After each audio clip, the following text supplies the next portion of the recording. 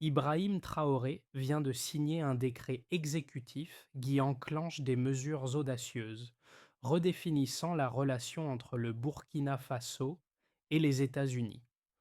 Un embargo sur les visas, la nationalisation des ressources minières et des mesures radicales contre les actifs étrangers secouent déjà l'équilibre géopolitique. Cette décision marque-t-elle un tournant historique pour la souveraineté de l'Afrique? Ibrahim Traoré, en défiant les puissances mondiales, offre-t-il un modèle pour les nations africaines en quête de liberté économique et politique? Quel sera l'impact pour le peuple burkinabé et la scène internationale? Ibrahim Traoré, à travers son décret exécutif de janvier 2026, prend un pari audacieux. En instaurant un embargo sur les visas, en nationalisant les mines d'or et en fermant les frontières aux entreprises occidentales, il défie directement les puissances mondiales. Son objectif est clair: affirmer la souveraineté économique et politique du Burkina Faso, mais cela ne vient pas sans risque. L'objectif est de libérer le pays de l'emprise des puissances coloniales et néocoloniales, mais chaque décision pourrait avoir des conséquences économiques profondes. Traoré promet une autonomie nationale, mais la question reste: à quel prix? Les stakes des stakes sont élevés. La communauté internationale, en particulier les États-Unis et l'Union européenne, réagira fortement, menaçant de suspendre l'aide économique et d'intensifier les sanctions. Mais pour les Burkinabés, ces réformes peuvent être vues comme une chance unique de redéfinir leur avenir loin des anciennes puissances coloniales. Traoré parvient-il à naviguer entre ces défis et à offrir une stabilité durable tout en préservant l'indépendance de son pays? Le 5 janvier 2026, Ibrahim Traoré a signé un décret qui a pris le monde par surprise. En moins de 24 heures, des mesures drastiques ont été mises en œuvre, marquant un tournant dans l'histoire géopolitique du Burkina Faso. Le décret a instauré un embargo sur les visas pour tous les citoyens américains et a nationalisé toutes les concessions minières détenues par des entreprises occidentales. Ces décisions représentent une rupture avec plusieurs décennies de relations économiques et diplomatiques traditionnelles avec l'Occident. Mais pourquoi ces actions aussi radicales? Le contexte de cette décision remonte à la montée des tensions entre les puissances occidentales et les pays du Sahel, dont le Burkina Faso. Depuis son arrivée au pouvoir en 2022, Traoré a insisté sur la nécessité d'une souveraineté économique totale pour le pays, un objectif qui l'a poussé à remettre en question l'hégémonie des multinationales minières. Ces entreprises extrayaient des ressources précieuses du pays, mais une infime part des revenus revenait au Burkina Faso. Le gouvernement burkinabé a estimé que ce modèle était inéquitable et a donc décidé de récupérer le contrôle des ressources naturelles. Parallèlement, les relations entre le Burkina Faso et les États-Unis se sont détériorées en raison de l'alignement du pays sur des positions politiques considérées comme anti-occidentales, notamment son rapprochement avec des puissances comme la Russie et la Chine. Les États-Unis ont vivement réagi à la décision de Traoré, menaçant de suspendre toute forme d'aide économique. Cependant, Traoré, soutenu par une grande partie de la population, reste ferme dans sa volonté de restaurer la souveraineté du Burkina Faso. Ces actions pourraient-elles marquer le début d'une ère nouvelle pour l'Afrique? Le Burkina Faso pourrait-il devenir un modèle pour d'autres nations du continent cherchant à se libérer de l'influence des anciennes puissances coloniales? Ibrahim Traoré n'est pas seulement un homme politique, il est devenu un symbole de résistance pour le Burkina Faso et, dans une certaine mesure, pour l'Afrique. Depuis son arrivée au pouvoir en 2022, Traoré a défié les normes géopolitiques traditionnelles, notamment en remettant en question les relations avec les anciennes puissances coloniales. Son ascension a été marquée par un discours nationaliste fort, plaçant la souveraineté et l'autonomie économique au cœur de son agenda. L'homme, perçu par certains comme un leader révolutionnaire, cherche à redéfinir l'avenir du Burkina Faso dans un contexte mondial où les pays africains luttent pour retrouver leur indépendance. Les mesures prises par Traoré, bien que radicales, ont trouvé un large écho auprès de la population burkinabé, en particulier parmi les jeunes et les communautés rurales, qui se sentent souvent laissés pour compte par les anciennes puissances coloniales. La nationalisation des mines, par exemple, a été accueillie positivement par ceux qui estiment que les ressources naturelles du pays devraient profiter en priorité à ses citoyens et non aux entreprises étrangères. Ce geste, qui a un impact immédiat sur les relations économiques avec l'Occident, représente un acte de souveraineté qui va bien au-delà de l'économie. Il s'agit également d'une réaffirmation de l'identité nationale du Burkina Faso. Cependant, ces actions ont également des conséquences immédiates. La fermeture des frontières et la suspension des visas ont perturbé de nombreux secteurs économiques. L'impact sur les travailleurs locaux, en particulier dans l'industrie minière, est palpable, car des milliers de personnes ont perdu leur emploi lorsque les entreprises étrangères ont dû quitter le pays. Mais Traoré ne laisse pas cette transition sans solution. Il a lancé des programmes de formation professionnelle pour permettre aux Burkinabés de prendre le relais dans des industries autrefois dominées par les étrangers. Les événements ont pris un tournant décisif le 5 janvier 2026, lorsque Ibrahim Traoré a signé le décret qui allait transformer le paysage politique et économique du Burkina Faso.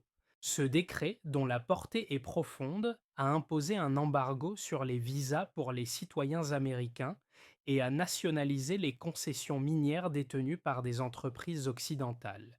Ce fut un geste audacieux qui allait non seulement marquer la rupture avec les anciennes puissances coloniales, mais aussi envoyer un signal clair au monde.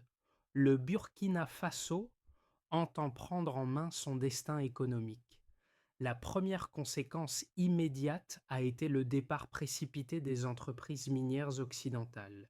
Des géants comme Endeavour Mining et Horizon Gold, qui exploitaient les riches gisements d'or du pays, ont dû quitter le territoire, laissant derrière eux une économie fragilisée. Les travailleurs burkinabés employés dans ces mines ont été confrontés à un avenir incertain.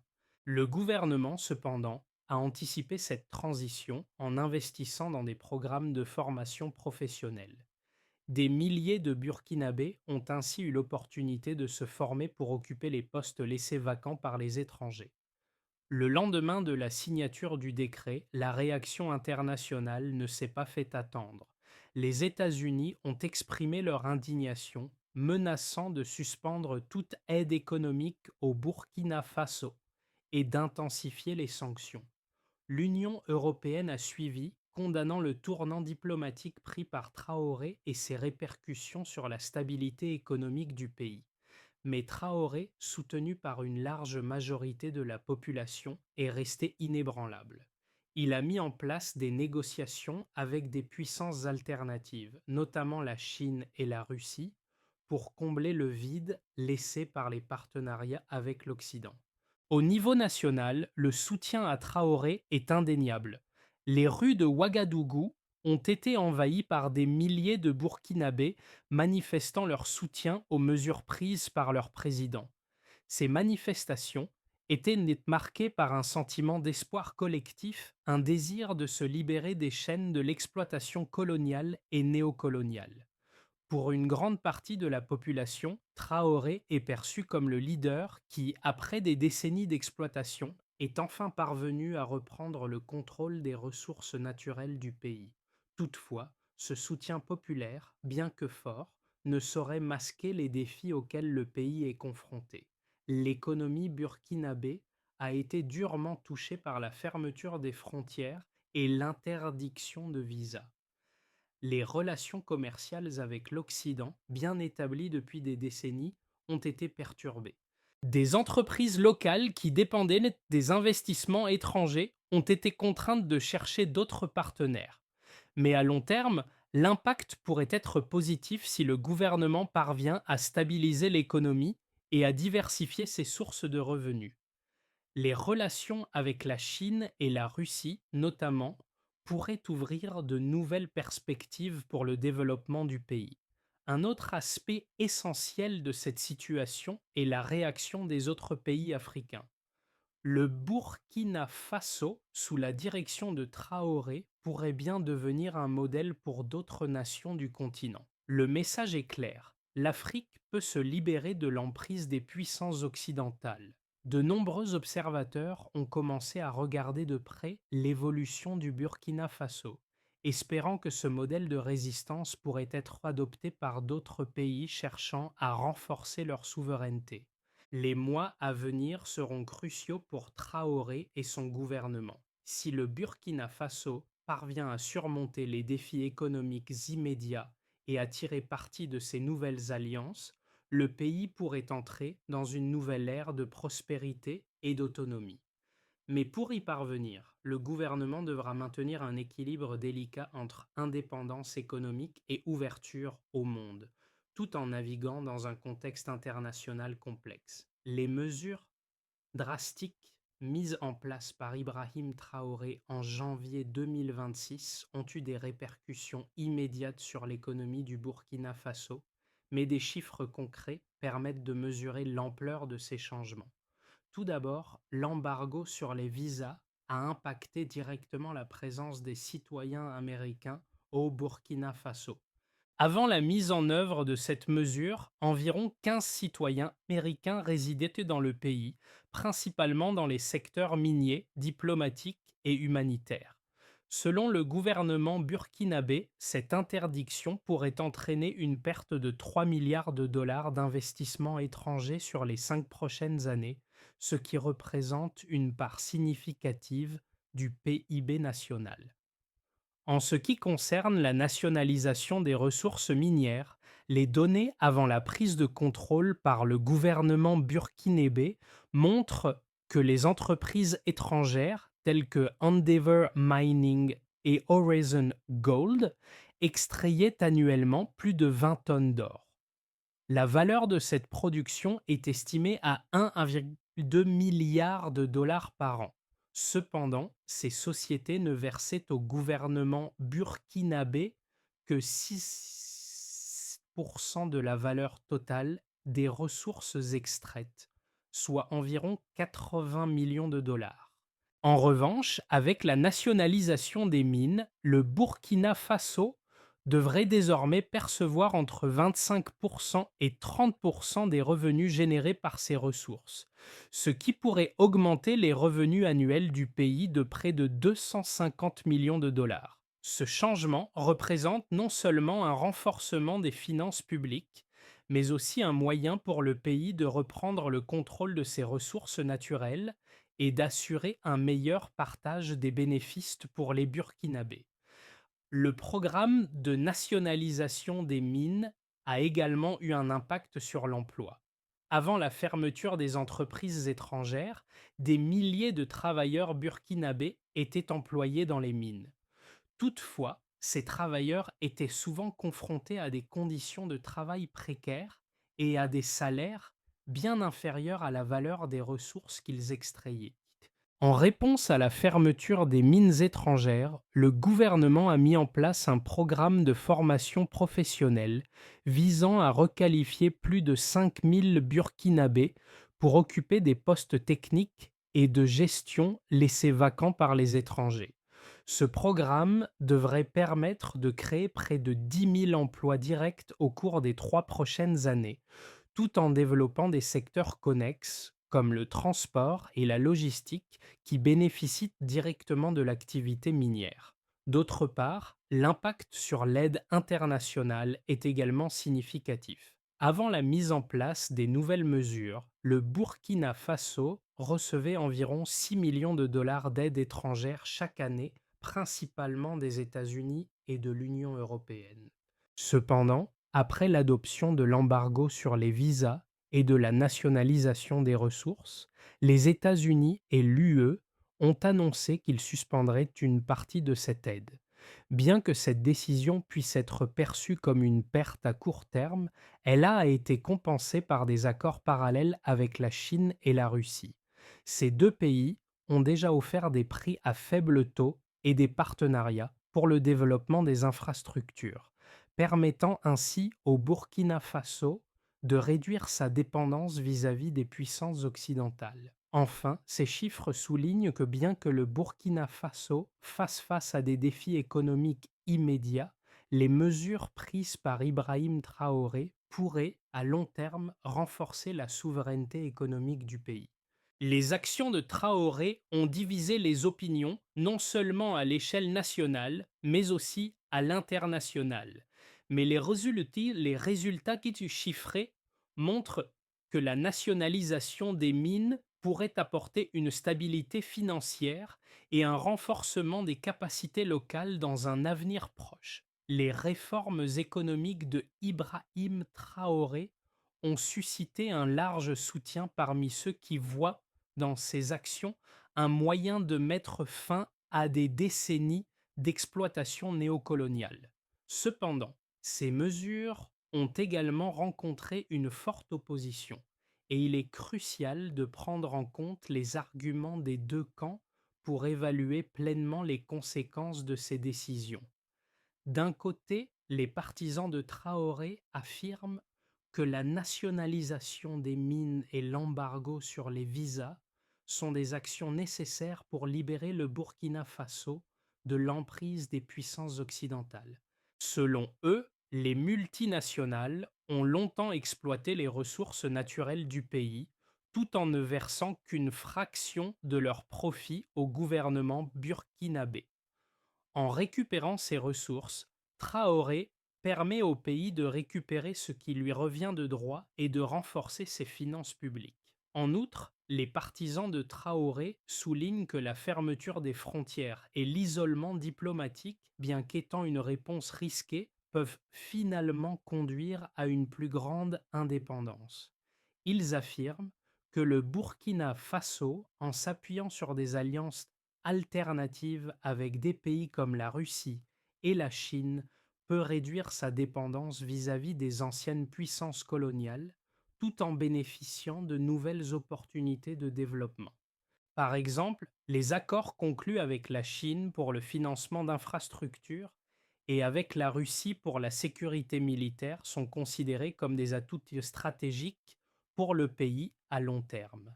Cependant, l'opposition met en lumière les risques associés à ces réformes.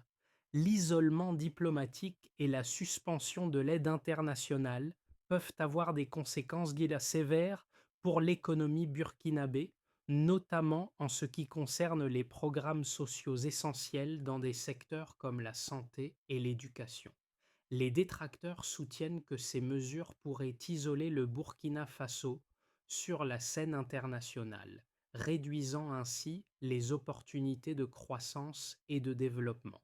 Le manque d'investissements étrangers pourrait aussi ralentir la modernisation du pays, en particulier dans les secteurs technologiques et industriels. De plus, les critiques soulignent que la nationalisation des mines, bien qu'elle offre un contrôle plus direct des ressources, pourrait aussi entraîner des inefficacités et des problèmes de gestion. La transition vers une gestion publique des ressources nécessite une expertise et une gouvernance solide que le gouvernement burkinabé pourrait avoir du mal à mettre en place rapidement, surtout en période de turbulences économiques. En conclusion, le modèle proposé par Traoré comporte des avantages significatifs, notamment en termes de souveraineté nationale, mais il comporte aussi des risques considérables. Il est essentiel que le gouvernement burkinabé mette en œuvre des réformes accompagnées de mécanismes de gestion solides pour garantir le succès à long terme de ces initiatives. Il est clair que la signature du décret exécutif par Ibrahim Traoré en janvier 2026 a déclenché une série de bouleversements économiques et diplomatiques sans précédent pour le Burkina Faso. Mais à mi-parcours, une révélation frappante commence à émerger. Loin de conduire à l'effondrement économique, les réformes de Traoré pourraient de bien offrir au pays une opportunité unique de redéfinir son modèle économique, en particulier à travers la nationalisation des mines.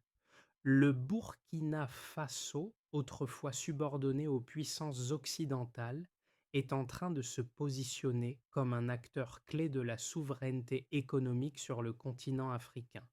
Mais ces changements ne sont pas sans leurs défis. L'impact immédiat sur l'économie, notamment avec la perte d'investissements étrangers et la fermeture des entreprises minières, a créé une incertitude palpable. Pourtant, les signes d'une stabilisation commencent à apparaître. Le soutien populaire reste fort et les efforts pour compenser la perte d'emploi à travers des programmes de formation montrent que le pays est capable de s'adapter. La véritable question reste, ces réformes audacieuses parviendront-elles à transformer cette crise en une opportunité à long terme? Les réformes radicales mises en place par Ibrahim Traoré ont des conséquences profondes et variées pour le Burkina Faso. Si, d'un côté, les actions de Traoré sont saluées par une majorité de la population, elles ont également entraîné des conséquences notables dans plusieurs secteurs économiques et sociaux. Ces mesures, bien qu'audacieuses, ont des effets immédiats qui se déploient sur plusieurs fronts. Tout d'abord, l'embargo sur les visas et la fermeture des frontières ont marqué un tournant pour les relations internationales du pays. Avant l'adoption de ces mesures, le Burkina Faso entretenait des relations diplomatiques et économiques assez solides avec les États-Unis et l'Union européenne. Mais après la mise en œuvre de ces réformes, les sanctions économiques et la suspension de l'aide ont immédiatement affecté l'économie burkinabé. L'impact sur les programmes sociaux, notamment dans les domaines de la santé, de l'éducation et de l'infrastructure, a été palpable. Le pays, déjà fragile économiquement, Ajumita a vu une réduction significative des financements extérieurs, ce qui a forcé le gouvernement à chercher de nouvelles sources de financement. Cependant, ces changements ont aussi ouvert de nouvelles possibilités. L'isolement diplomatique de l'Occident a poussé le Burkina Faso à explorer des alternatives. Les relations renforcées avec des puissances comme la Chine et la Russie ont permis au pays de diversifier ses partenaires économiques. Des prêts à faible taux ont été accordés pour des projets d'infrastructure et la Chine a proposé de financer plusieurs grandes initiatives de développement, notamment dans le secteur minier et la construction d'infrastructures stratégiques. L'un des impacts les plus visibles des réformes est la nationalisation des ressources minières. Avant cette décision, les multinationales comme Endeavour Mining et Horizon Gold extrayaient des ressources précieuses, générant des profits colossaux tout en ne versant qu'une petite fraction des bénéfices au gouvernement burkinabé. Le gouvernement a récupéré le contrôle de ces mines, augmentant ainsi la part des revenus générés par l'exploitation des ressources naturelles. Cette mesure pourrait permettre au pays de récupérer une part significative des profits, augmentant les revenus publics de près de 250 millions de dollars par an. Toutefois, cette nationalisation a aussi des implications sur l'emploi et la gestion des ressources. Si la fermeture des entreprises minières a conduit à une perte d'emploi immédiate, le gouvernement a réagi en lançant des programmes de formation professionnelle visant à requalifier des milliers de Burkinabés pour occuper les postes laissés vacants. Dans le même temps, des défis sociaux sont apparus. L'isolement économique a créé des tensions dans certaines régions où la dépendance à l'aide étrangère et aux entreprises multinationales était importante. La fermeture des entreprises minières a aussi laissé des communautés entières sans emploi et dans l'incertitude. Malgré les efforts du gouvernement pour compenser ces pertes par des initiatives locales, les effets sur les travailleurs et les communautés vulnérables restent préoccupants. Sur le plan politique, les décisions de Traoré ont renforcé son pouvoir à l'intérieur du pays, mais elles l'ont aussi placé dans une position difficile sur la scène internationale. Les critiques internationales, notamment des puissances occidentales, affirment que ces réformes sont trop radicales et risquent de nuire à l'avenir du pays. Mais à court terme, les actions de Traoré sont soutenues par une grande partie de la population, notamment dans les régions rurales, où les politiques de Traoré sont perçues comme une chance de rompre avec un passé d'exploitation.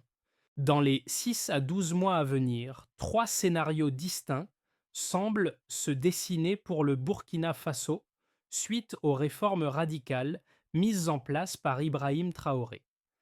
Chacun de ces scénarios présente des trajectoires différentes avec des impacts économiques et politiques significatifs pour le pays. Dans ce scénario, le Burkina Faso parvient à stabiliser sa situation économique, malgré les sanctions internationales. Les relations avec la Chine et la Russie continuent de se renforcer, permettant à l'État de diversifier ses sources de financement. Les projets d'infrastructures financés par ces pays commencent à porter leurs fruits, contribuant à la croissance économique et à la modernisation des infrastructures clés. La nationalisation des mines, bien que complexe, génère des revenus supplémentaires qui permettent au gouvernement de financer des programmes sociaux essentiels, notamment dans l'éducation et la santé. La formation professionnelle et la requalification des travailleurs dans les mines se concrétisent, créant des emplois locaux et réduisant la dépendance aux multinationales. Toutefois, la transition reste lente et des tensions sociales pourraient en surgir à mesure que le pays navigue entre ses ambitions souveraines et les défis économiques. Dans ce scénario optimiste, le Burkina Faso réussit à bâtir des alliances solides au sein de la région du Sahel et avec d'autres nations africaines. L'alliance renforcée avec le Mali et le Niger permet de créer une zone économique commune qui contourne les sanctions occidentales. Le pays bénéficie de financements externes en provenance de la Chine et de la Russie, et les réformes internes, telles que la nationalisation des mines, portent rapidement leurs fruits. Les projets d'infrastructure sont lancés à un rythme accéléré et le pays devient un modèle de coopération intra-africaine, attirant l'attention d'autres nations sur la nécessité de renforcer les liens régionaux. Ce modèle de développement pourrait inspirer d'autres pays du continent, favorisant une transformation économique et géopolitique plus large. L'isolement diplomatique et économique. Le scénario pessimiste envisage une situation où l'isolement diplomatique du Burkina Faso s'intensifie. Les sanctions économiques, combinées à la suspension de l'aide internationale, frappent durement l'économie du pays, en particulier dans des secteurs vitaux tels que la santé et l'éducation. Les investissements étrangers continuent de fuir, freinant le développement des infrastructures et des industries locales. Le manque de ressources financières force le gouvernement à ajuster ses priorités, ce qui entraîne une réduction des programmes sociaux et une dégradation des conditions de vie pour les citoyens. L'isolement économique limite également les opportunités de croissance rapide et la transition vers un modèle économique autonome devient plus difficile à réaliser. Les tensions sociales s'accentuent et le soutien populaire à Traoré pourrait commencer à diminuer face à la réalité des défis économiques. Les réformes audacieuses d'Ibrahim Traoré touchent directement la vie de chaque citoyen burkinabé et ce sont les groupes les plus vulnérables qui ressentent en premier l'impact de ces décisions. Les travailleurs des mines, les jeunes diplômés à la recherche d'emploi et les communautés rurales qui ont toujours été à la merci des multinationales se retrouvent au cœur de cette transformation. Pourtant, pour ces groupes, la question reste ouverte. Les sacrifices à court terme en vaudront-ils la peine? Pour les jeunes, qui représentent une part significative de la population, le défi est de se préparer à un avenir dans un système économique en pleine réinvention. Bien que les programmes de formation professionnelle aient été lancés, beaucoup se demandent comment si ces initiatives seront suffisantes pour combler les lacunes laissées par les départs massifs des entreprises étrangères. Le chômage reste élevé et la précarité économique persiste, mais les jeunes voient en Traoré un symbole de l'indépendance de l'Afrique, un modèle de résistance face à l'exploitation extérieure. Ces réformes offrent la possibilité de briser le cycle de dépendance et de poser les bases d'une économie autonome, mais la route est semée d'embûches. Pour les communautés rurales, la question de l'accès aux services sociaux essentiels, notamment la santé et l'éducation, devient cruciale. Bien que le gouvernement ait promis de financer ces secteurs avec les revenus provenant de la nationalisation des mines, la réalité de la mise en œuvre de ces politiques pourrait être plus complexe. Les critiques affirment que l'isolement international pourrait entraver la capacité du pays à maintenir des programmes de soutien efficaces. Cependant, pour ceux qui soutiennent Traoré, cette lutte est plus qu'une question économique. C'est un combat pour la dignité et la souveraineté du peuple burkinabé.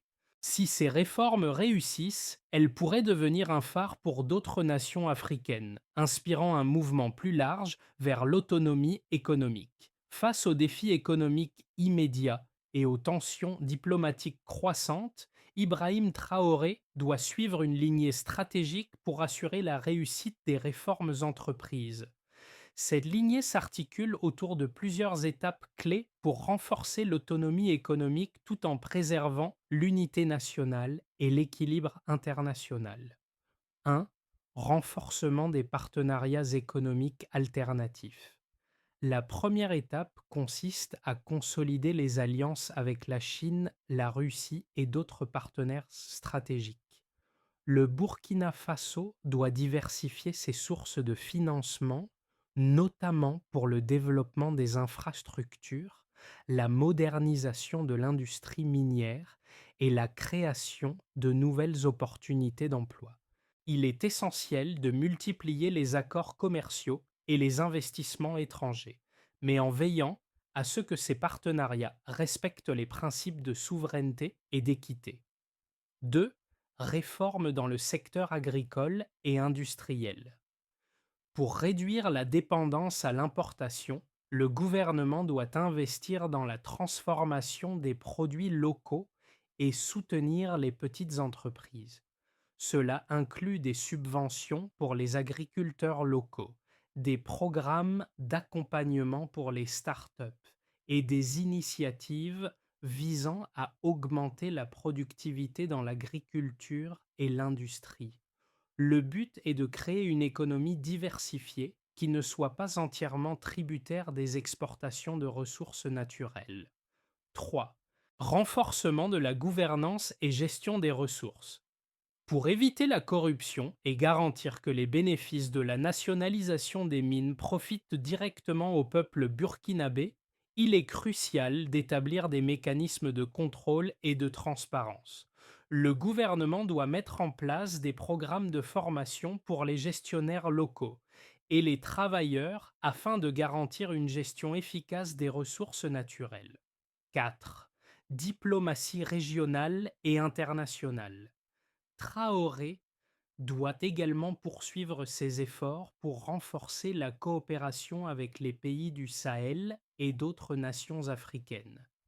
Cela implique la mise en place de blocs économiques solides pour résister aux pressions extérieures, tout en maintenant une position ferme sur la scène internationale pour défendre la souveraineté du Burkina Faso. À travers ses décisions audacieuses, Ibrahim Traoré a non seulement redéfini le cours du Burkina Faso, mais il a aussi ravivé un sentiment de fierté nationale. Pour beaucoup de Burkinabés, ces réformes marquent un tournant historique, un moment où le pays a enfin pris son destin en main. Ce n'est pas seulement un acte politique, mais un symbole de résilience face à des décennies d'exploitation par les puissances coloniales et néocoloniales. Le Burkina Faso, sous la direction de Traoré, incarne désormais l'espoir d'un avenir plus souverain pour l'Afrique. Pourtant, la route reste semée d'embûches. Les sacrifices immédiats, notamment la perte d'emploi et les tensions économiques, pèsent lourdement sur les citoyens. Cependant, la vision de Traoré, sa détermination à offrir une Afrique plus indépendante et plus juste, continue d'inspirer. Les Burkinabés, malgré les défis, voient en lui un leader qui lutte pour leurs intérêts et pour la dignité du pays. Alors que le Burkina Faso entre dans cette nouvelle ère, l'histoire de ce combat pour la souveraineté deviendra peut-être un modèle pour d'autres nations africaines. Ibrahim Traoré ne se contente pas de réformer une économie, il façonne un avenir. L'espoir d'un Burkina Faso libre et prospère ne fait que commencer. L'histoire du Burkina Faso, sous la direction d'Ibrahim Traoré, est un témoignage puissant de la lutte pour l'indépendance et la souveraineté. Alors que le pays navigue à travers des défis géopolitiques et économiques sans précédent, l'exemple du Burkina Faso pourrait inspirer toute une génération de leaders africains à repenser leurs relations avec les anciennes puissances coloniales. Ce n'est pas seulement un combat pour un pays, c'est une bataille pour toute l'Afrique, un combat pour une souveraineté véritable, sans compromis. Pour les citoyens burkinabés, cette période est cruciale.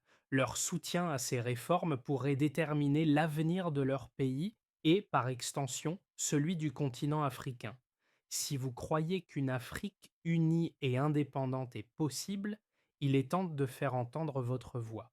Soutenez ceux qui luttent pour un avenir meilleur, un avenir où les décisions économiques et politiques sont prises au service du peuple et non pour les intérêts étrangers. Le chemin est difficile, mais chaque pas vers l'indépendance est un pas vers un avenir plus lumineux.